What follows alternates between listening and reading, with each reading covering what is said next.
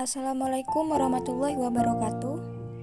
Kami dari kelompok 12, evaluasi hasil belajar, akan menyampaikan materi tentang asesmen kompetensi minimum. Berikut nama anggota kelompok 12. Dengan anggota kelompok yang pertama saya sendiri, Intanus Rifatul Humaria, ada Rizka Lufiana, dan Fadila Widisti. Kita masuk ke materi yang pertama, yaitu tentang hakikat asesmen kompetensi minimum. Kepada Rizka dipersilahkan. Baik, terima kasih atas kesempatannya. Di sini saya akan menjelaskan tentang hakikat asesmen kompetensi minimum.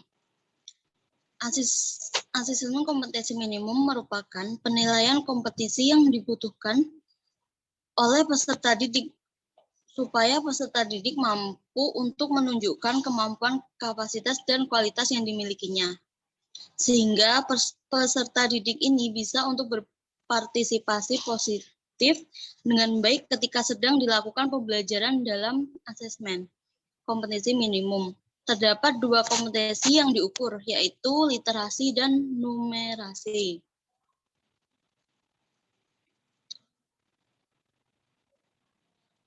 Asesmen kompetensi minimum disajikan bukan hanya untuk melihat hasil dari pembelajaran peserta didik, namun juga untuk menilai kompetensi secara mendalam, seperti melihat bagaimana proses didik dalam memahami pengetahuan yang diberikan.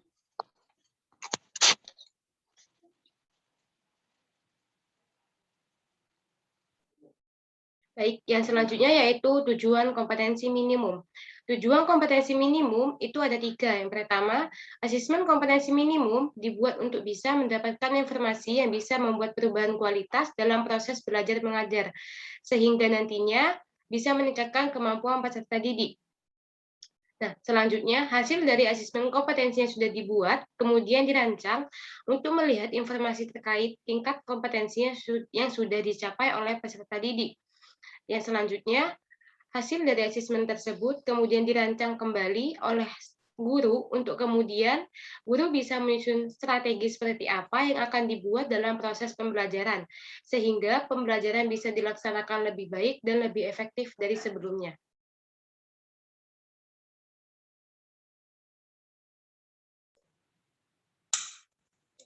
Selanjutnya ada komponen instrumen asesmen kompetensi minimum. Untuk memastikan asesmen kompetensi minimum yang dibuat sesuai dengan literasi dan numerasi yang telah ditentukan, maka dalam membuat instrumen kompetensi minimum diharapkan terhadap konten, proses kognitif, dan konteks yang sesuai dengan kemampuan peserta didik.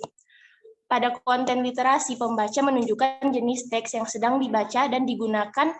Dalam hal ini, jenis teks dibagi menjadi 2, yaitu teks informasi dan teks fiksi. Sedangkan pada konten numerasi dibagi menjadi 4 bagian, yaitu bilangan, pengukuran, dan geometri, data dan ketidakpastian, serta aljabar.